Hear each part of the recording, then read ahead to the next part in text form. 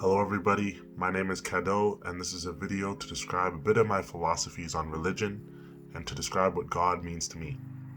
As this video progresses, feel free to challenge some of the things I say or ask questions. I know a lot of people that click on this video may identify as a person of faith. I personally am more of an atheist.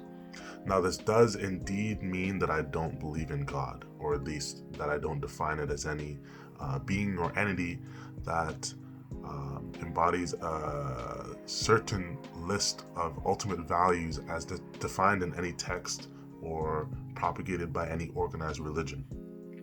But the idea of God is present in my life as a more passive, underlying set of human motivations and conversely struggles as well. There's a bit of nuance to this idea, however, because motivations and struggles can manifest themselves in many different forms. In a lot of my writing, I like to play with the idea of mortality, which I consider to be the ultimate human struggle. How do I deal with people that I love passing? How do I come to terms with my eventual passing? From my perspective, it seems like the best way to do this is to truly and genuinely understand that human mortality is something that is part of the so-called contract of the human condition. We are bound to this condition, and there's currently no possible way to stop time from ticking and stop us from aging. It's just inevitable. Well, you may ask, like, what binds you to this earth then if you just come and go by virtue of existing in this human body? It's your underlying motivations and struggles, remaining present through a life that is filled with phenomenal emotion, passion, hardships. That's what lets you know that you're alive in a way. Life, to me, is just a timeline of different events occurring, some of which you have control over, some of which you may not. For example, not too long ago, I was on a plane to Europe and I was seated next to a person of the Christian faith. I pulled out a book to read during the flight, The Defining Decade. I actually have it right here. I'll put it up on screen. Why Your 20s Matter and How to Make the Most of Them Now by Meg J. By the way, it's a great book.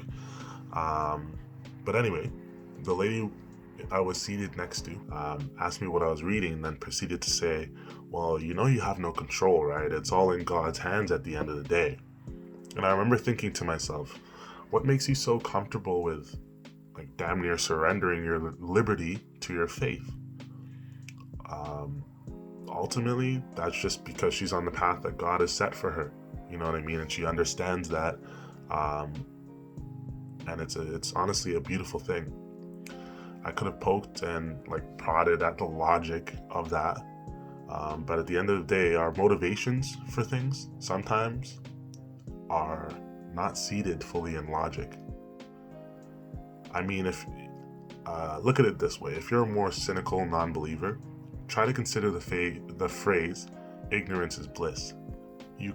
When you kind of analyze that, you'll probably see where I'm coming from. I mean, the word ignorance, it comes with a lot of negative connotation, but barring that, I think there's actually quite a beautiful blissfulness in confiding in God and allowing Him, her, or even it to guide you through life. However it sort of manifests itself. It gives you a sort of purpose and order that's pretty fundamental to the human experience. I used to be an angry atheist teenager. I'd always watch The Amazing Atheist on YouTube, and I thought I was like top shit, you know? And I was way overly concerned with the flaws of Christianity and many other faiths on a very surface level. But as I got older, I started to understand what makes these religions so appealing. I think there's a wide variety of things, but for the sake of this video, I'm just going to keep it to the two most primary reasons on my mind. Number one, the community, and number two, the fulfillment. The reason why I consider the community aspect of religion to be so compelling is because regardless of what particular religion you identify with, there's a place of worship available for you, at least in the Western world. There's a place of worship available for you to congregate with other individuals in your community and form a bond. You know what I mean? And there's this bond that you have with the temple, the congregation, or the masjid is extremely sacred. And oftentimes it has a greater effect on the values present within communities as a whole. Obviously, sometimes communities can be quite fragmented, but for communities that are religiously homogenous, like areas, for example, in Nepal or Burma, which have observably lower crime rates than most other countries around the world, this may be primarily due to their population densities being like vastly lower than other developing nations, but it could also be, to a high degree, due to the sheer size of the Buddhist populations in both of these countries. Also, I guess from an architectural perspective, the place of worship is deemed as a sanctuary for the vast majority of religious believers, meaning that people are safe to explore with others their intimate connections with God. Furthermore, the fulfillment that one can gain from subscribing to religion is immense. It's very easy to get lost in nihilism when you feel like you're not here for a reason, when you feel like there's no inherent path to success. I mean, like, I'm going to talk about this in another video, based more on success and methods to try to attain those. But for now, I will say that life is a very bumpy road, and sometimes you need a little bit of suspension to help you not get too damaged along the way. This suspension, or sort of ideological cushion, allows you to not drown in the potentiality of life's virtues and understand and lead your life in a way that is positive and prolific in nature. Don't get me wrong, religion isn't the only way to attain fulfillment in life. That's far from the truth. Life is very multifaceted.